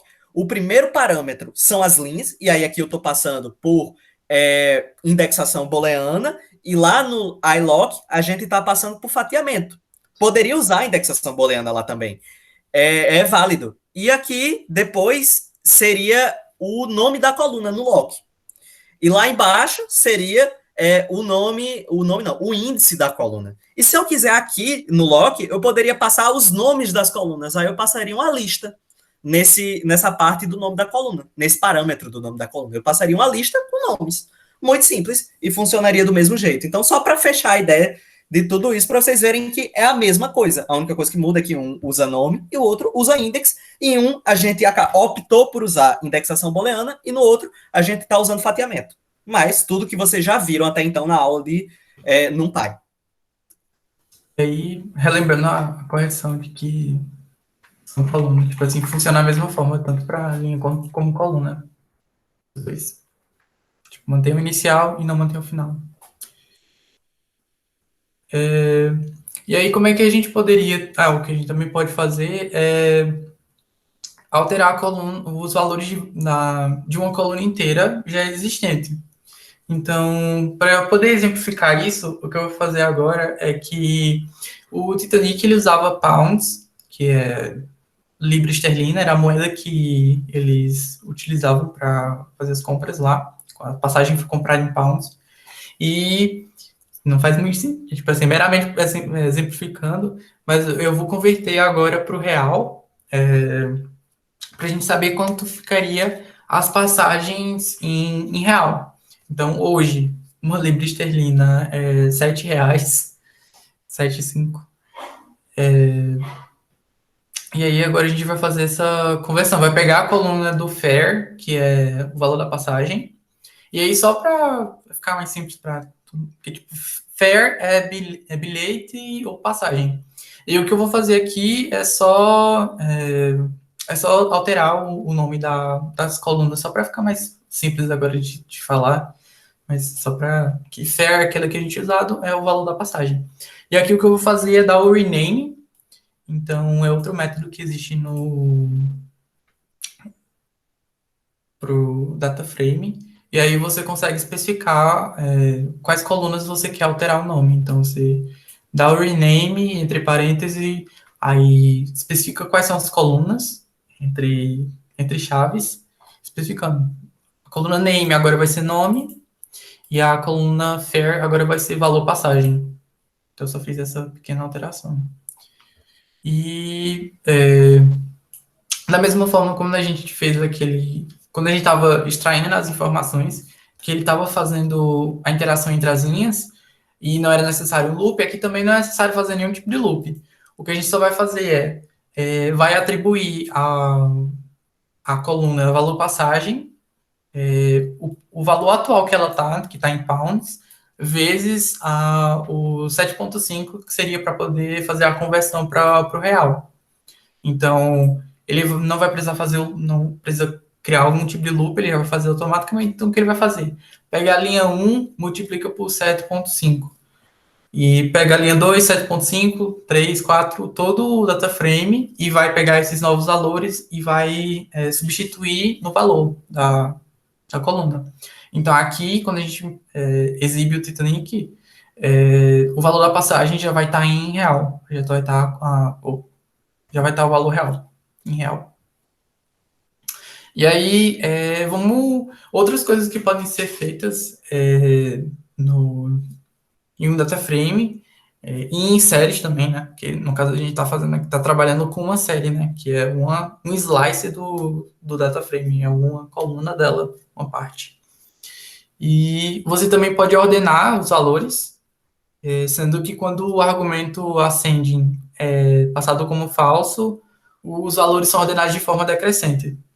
Então, por exemplo, para a gente saber qual foi o valor da passagem mais cara, que a gente já tinha visto isso também no Describe, né? Porque o Describe, ele já mostra esses dados estatísticos, já mostra todas essas informações, que você também pode extrair individualmente, também vou mostrar aqui. Dá para você usar o max, o min, o máximo e o mínimo, o valor máximo e o mínimo, o desvio padrão. Dá para você pegar no Describe, mas também dá para fazer individualmente. Então, o que eu estou fazendo aqui estou ordenando a coluna de valor de passagem de forma crescente, por conta que é o default dela, né? O default dela é ser crescente, o ascending como true. E você colocando, e aí, tipo, dá pra ver que ela coloca, né, o valor zero que a gente tinha visto, né, que a passagem mais barata tinha sido R$ 0. Agora é reais, por conta que a gente fez a conversão, né? E aqui dá para extrair a mesma informação usando o mínimo, né? Quero o valor mínimo dessa coluna aqui, da coluna valor passagem. Bem como também dá para fazer ele de forma decrescente, usando o parâmetro ascend como false, porque como default ele é verdadeiro, então sempre crescente como padrão. E dá para usar também o max para poder saber o valor máximo dessa coluna. Então a gente sabe que esse aqui é o valor máximo da passagem. E também é possível ordenar os dados, tipo assim, porque a gente ordenou uma única coluna, né? A gente ordenou a coluna individualmente. Mas também é possível ordenar, ordenou só uma série, mas você pode ordenar também o data frame como um todo. Então, o que eu estou fazendo aqui é dando sorte, não só numa coluna, mas dando sorte no data frame todinho. Então, eu vou usar o sorte de acordo com o valor da passagem e como o ascending está como falso, ele vai ser decrescente. Então, eu organizei todo o data frame aqui, todas as colunas, de acordo com o valor da passagem. Vocês veem que aqui está tipo, o valor da passagem mais alto, que está como decrescente. Então, você consegue dar o sorte, ordenar nas séries, que são as colunas individuais, mas você também pode ordenar no data frame como um todo. E aí, assim, existem muitas razões, você pode tipo, analisar qual era o perfil completo das pessoas que pagaram as passagens mais caras. Fazer são utilidades de análise que podem ser feitas a partir da ordenação dos dados. E Em um contexto similar, Jorge, eu estava brincando de estudar os dados de pagamento do estado da Paraíba.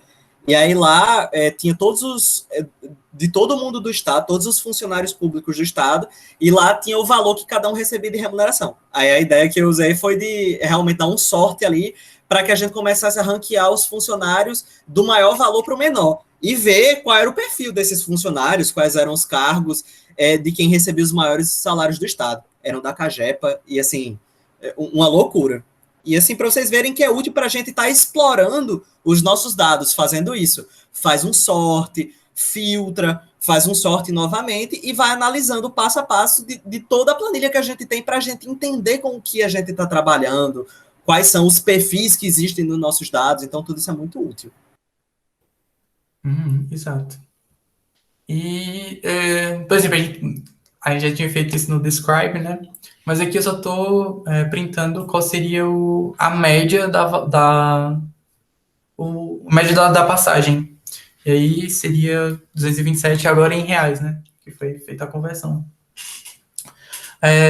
Uma outra forma que pode ser feita, pode ordenar, mas aí a gente fica com a pergunta, tipo, qual seria a média de passagem para homens e mulheres? E aí, para a gente poder responder isso, a gente teria que agrupar esses dados, né? A gente teria que agrupar os dados entre homens e mulheres. E aí a gente pode fazer isso utilizando o método group by, esse aqui, que ele tem que sempre estar em conjunto, ele tem que sempre utilizado com outro método, porque você vai estar agrupando os dados de acordo com alguma estatística. Então, ela pode ser a média, pode ser a contagem, pode ser o mínimo, então pode ser entre outros. Então, o group by, ele tem que ser utilizado, você vai agrupar, mas de acordo com uma certa estatística. Então, nesse caso aqui, para a gente responder, né, como seria a sintaxe, né? Assim, seria do Titanic, que é o data frame que a gente quer acessar os dados, aí daria ponto group by, que seria o método que a gente quer utilizar, e entre parênteses a gente especificaria qual vai ser a coluna que vai ser ordenada, qual vai ser a coluna que vai ser agrupada, e passando de acordo com a média do valor da passagem. Então, você vai agrupar essa coluna sex de acordo com a coluna valor de passagem, que aí você coloca ela entre colchetes e dá a média dela. Então, a gente consegue ver que, em média, as mulheres pagaram mais caro pelas passagens no Titanic. Os homens pagaram um valor mais baixo.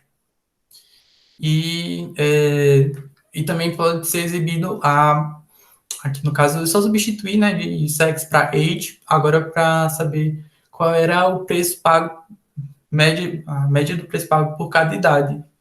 Então, tem a média das idades aqui e o valor da média correspondente do valor da passagem que eles pagaram. E aí você pode falar.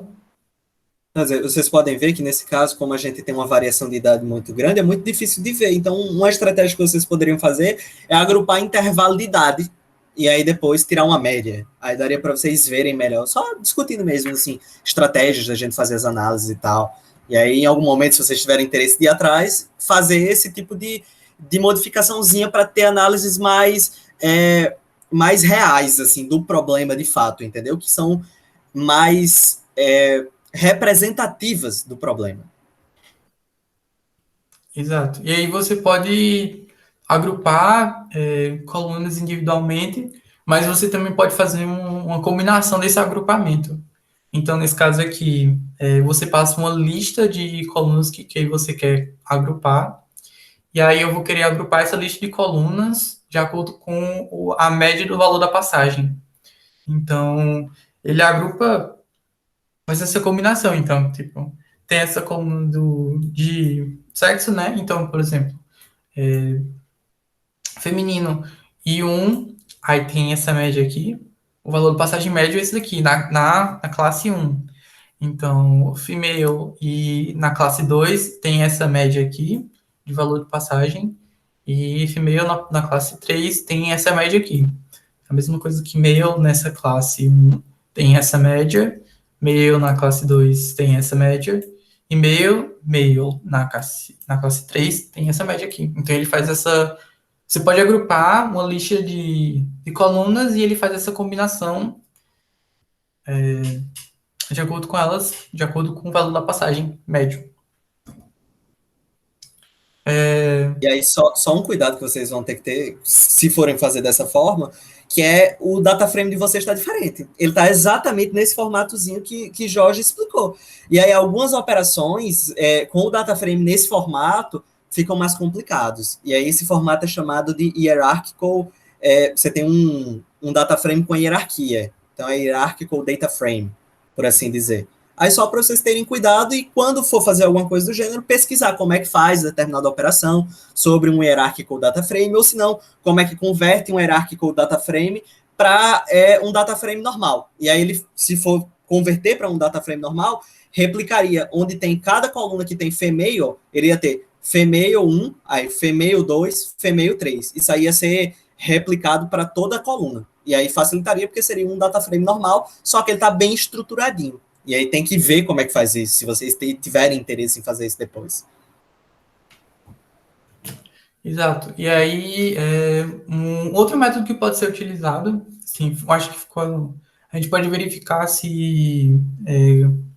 quais são os valores, os elementos únicos de uma certa coluna. Então, o que eu vou fazer aqui é ver quais são os elementos únicos da coluna P-Class e 3, 1 e 2. Mas assim, eu posso ver o unique de qualquer coluna. Então ele iria me devolver todos os elementos únicos de dada coluna. É muito útil para quando é uma coluna muito grande. Quando é uma coluna 100 mil dados, ou coisa assim. Então você tem alguma coluna sobre classes ou sobre tipos específicos e você quer ver quais são as variações, então você usa o unique e ele mostra todos os elementos que são diferentes, que foram citados nessa coluna. Quando não é tipo viável de você abrir a coluna e ver quais são as diferenças, você usa o unique e ele acusa quais são os que são únicos. Exatamente. E, tipo, como ele falou, isso é muito útil. Porque imagina só, vocês têm um formulário de pessoas e vocês vão agrupar, dar um group by ali por cidade. Aí um cidadão escreveu cidade, por exemplo, Paraíba, ou no caso João Pessoa, escreveu João Pessoa sem acento. João Pessoa com acento e sem acento não é a mesma palavra. E quando der o group by, ele vai agrupar diferente. Se um cidadão escreveu João Pessoa com J minúsculo e o outro com J maiúsculo, vai dar diferente. E aí, fazendo um unique, você consegue ver exatamente quais são todas as palavras distintas. E depois você tem o trabalho de, essa palavra é igual a essa, só que essa aqui foi escrita errada. Aí você vai lá e vai corrigindo para que todo dado ele fique uniforme. E esse é um passo muito importante quando você está fazendo uma análise, de garantir que todos os dados que estão ali, eles estão no mesmo padrão, no mesmo formato. E o Unique, assim, é uma ferramenta incrível, porque como o Jorge falou, você vai ter uma tabela com 10 mil dados, 10 mil valores de uma coluna. Você vai conseguir ver quais são os valores únicos dessa coluna, sem ter que passar por 10 mil dados, um por um. Então, assim, caramba, facilita muito a vida. Eu já imagino os olhos de Wilson brilhando quando ele percebe que isso pode tornar a vida muito mais fácil de análise de tabela, que ele gosta muito de usar a tabela, né, do Excel. Uhum. E aí um semelhante a esse seria você também pode fazer a contagem desses valores únicos. Então, se isso for, se for necessário, né? Se você quer saber quantas cabines, quantas classes, quantos registros, né, tem essa classe. Então, você consegue contabilizar quanto de cada elemento diferente tem. Então, você usa o método value counts, que ele vai devolver a contagem de repetições desses valores únicos. Então, no caso, eu estou dando o value count do P-Class, né? E aí ele fala que tem 491 registros com 3, 216 registros com 1, 184 registros com 2. E aí tem um parâmetro que é interessante dele, é que você pode usar o drop NA, que basicamente vai ser que ele vai ignorar os valores que são nulos. Ele não vai utilizar para contabilizar as linhas que têm um valor nulo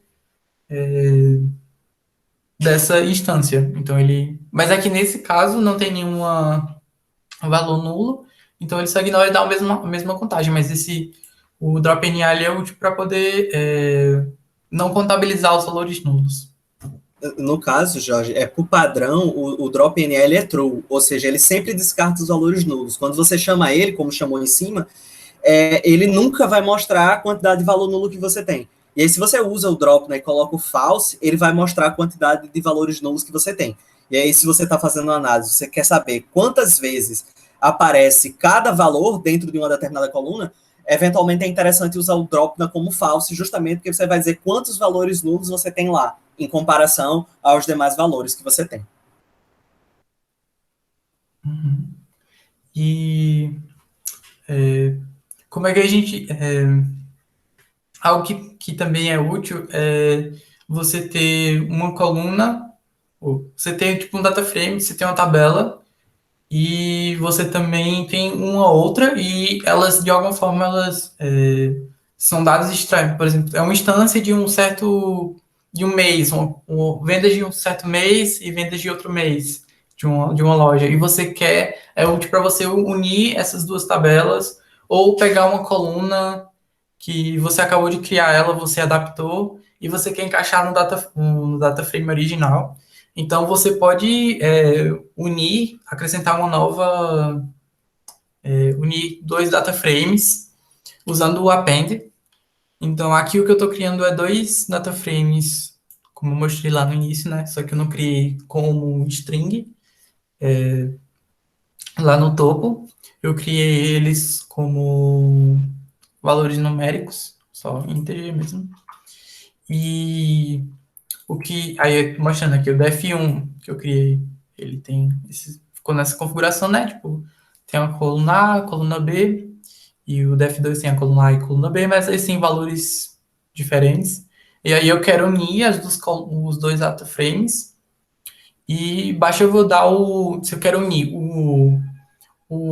quero unir o def2 no def1, eu dou def1 dot append, ponto append, passando o data frame que eu quero que eu quero fazer essa junção. E aí tem uma diferença sutil quando você pode ter um parâmetro ignore index, em que se você não utilizar ele vai repetir o index que estava no data frame antigo. Então, o def1 ele tinha um index 0, 1, 2, 3, e o def2 tinha um index 0, 1, 2. Se você só der o append, ele vai manter o index do def2. Então, o index vai ficar incorreto, porque vai ficar 0, 1, 2, 3 e 0, 1, 2. Mas se você quiser que ele seja contínuo, você utiliza o ignore index, e aí ele vai, quando você der o append dos data frames, eles vão manter um index contínuo. A gente só complementar aqui rapidinho que tipo, e isso é muito massa, porque esse append, como o Jorge falou, ele agrupa no final, ele combina dois data frames colocando um no final. Mas o Pandas, ele tem vários métodos para você poder agrupar, digamos assim, planilhas diferentes. Eu tenho duas planilhas do Excel diferentes e eu quero agrupar por cliente. Só que imagina, os clientes que estão na minha primeira planilha, eles estão em ordens diferentes da segunda planilha. Então eu não posso simplesmente copiar e colar. Eu tenho que ir lá na outra planilha, ver onde é que está o cliente e colar os dados desse cliente na outra. É um trabalho muito grande fazer assim. E aí, tipo, o Pandas tem vários métodos que possibilitam fazer isso de uma maneira muito fácil. Você vai juntar uma planilha na outra planilha pelo nome do cliente. Imagina, ele vai fazer isso sozinho, vai agrupar e juntar as duas planilhas pelo nome do cliente. Pela coluna que você quiser, ele consegue fazer isso. E aí dá para, por exemplo, eu quero juntar duas colunas, mas eu quero que os clientes que não estão na primeira coluna, ele não... Porque, tipo assim, eu tenho duas situações, né? Eu tenho uma situação que todos os clientes da primeira coluna, da primeira planilha, estão na segunda planilha. Os mesmos clientes. Então, eu consigo fazer uma junção perfeita das duas planilhas. Quando não é o caso, eu tenho mais clientes na primeira e não tenho uma quantidade tão grande assim de clientes na segunda, eu vou juntar e apenas partes dos clientes da primeira vão receber os dados da segunda planilha. Nesse caso, eu vou ter muitos dados que estão com valores faltando, porque a parte da planilha que eu juntei, eles não vão ter. Então vai ser colocado como dado faltante. Ou eu poderia dizer o seguinte, da minha planilha, eu simplesmente vou excluir os dados que não têm correspondência de cliente com a segunda planilha. Então, o Pandas, assim, tem vários métodos para vocês fazerem isso da maneira que vocês acharem melhor e facilita muito o trabalho de vocês. Então, quando tiver interesse, pesquisa mais. Uhum. E agora a gente já viu como é que pode adicionar novos dados, mas como é que a gente pode fazer o contrário, né? Como é que a gente poderia retirar e remover dados do nosso data frame? E isso pode ser feito através da função drop, e que você só precisa especificar quais são as colunas. Existem muitas variabilidades do drop, tem como fazer o drop de várias formas. É bem semelhante ao append, também, como o João falou. Tem várias formas de você dar o append ou dar o drop, mas uma delas você pode dar um drop passando a lista de colunas. Nesse caso aqui eu só coloquei um elemento, que no caso seria aquele data frame início que eu mostrei, né, que serão séries, plataforma de streaming e ano, e aí aqui eu estou exibindo ele sem a coluna ano. E, por exemplo, uma outra variação seria o drop NA, que ele remove todos os dados que possuem valores nulos. Então, é só você dar o df, ponto. O Titanic, no caso, né? Vou fazer com o Titanic. Por conta que eu não fiz não fiz nesse daqui, por conta que ele não tem nenhum dado nulo, né? Mas no dataset do Titanic tem, então seria só dar o Titanic.dropNA, e aí ele remove todas as instâncias que têm dados nulos. E existe também a função fillNA, que você consegue preencher exatamente aquelas duas estratégias que a gente tinha falado sobre, ou você remove todos os dados nulos, ou você pode preencher os dados nulos com alguma informação nele. Então, usando o fillNA, você consegue preencher todos esses dados passando algum parâmetro que vai ser o parâmetro. Vai ser a informação que vai preencher os dados nulos. E Só se chamando a atenção, Jorge, que tipo assim, o drop NA, ele vai deletar todas as linhas que contém algum dado nulo em alguma das colunas. Se eu tenho uma linha que ela tem todos os dados completos, mas em uma coluna só ela tem um dado nulo, ele vai deletar essa linha, ele vai tirar a linha. E aí tem aí no material texto dizendo sobre um parâmetro chamado subset. E aí você vai passar a lista de colunas que você quer que o drop verifique se tem dado nulo.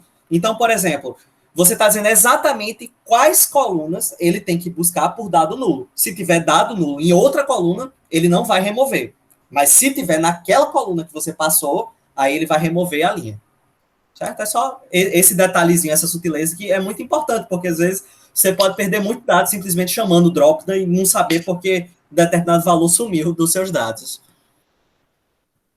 Isso, e aí a gente fez todas essas alterações, né?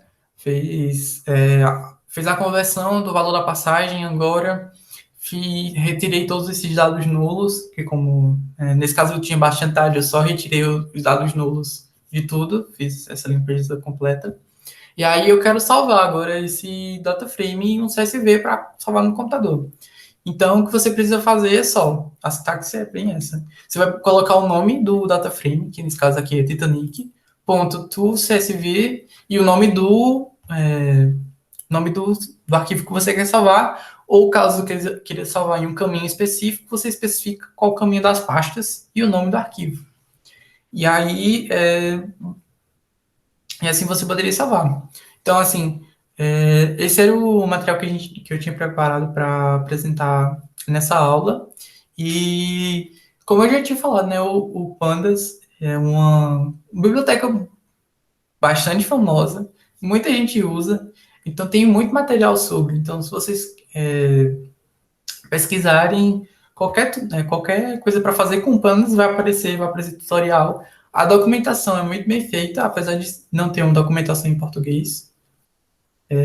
Mas ela é bem específica, mas dá para traduzir a página, se não tiver familiaridade com com inglês, mas é bem detalhada, tem muitos guias e tanto que toda a minha referência dessa aula foi só da documentação. Tem muitos guias, tem muito material lá explicando sobre do que pode ser feito. Muito exemplo, né, Jorge? Muito exemplo. E como, tipo assim, fora da documentação também, na internet como um todo, né? Tipo, tem muito tutorial no YouTube, que é o meu preferido, eu gosto muito de tutorial no YouTube. Tem muito material no Medium, muitos notebooks no GitHub. E aqui eu deixo a documentação como referência, tá aqui no link, a gente vai compartilhar, né, o notebook com vocês. Eu também, dentro da documentação, eles indicam alguns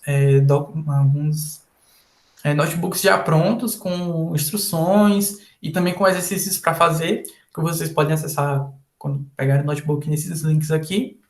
Mas era basicamente o que eu tinha preparado. Espero que vocês tenham gostado. Se vocês tiverem alguma dúvida, não agora, mas depois, quando forem rever, vocês mandam mensagem pro pessoal, para mim, e a gente vai responder. E eu espero que vocês tenham gostado.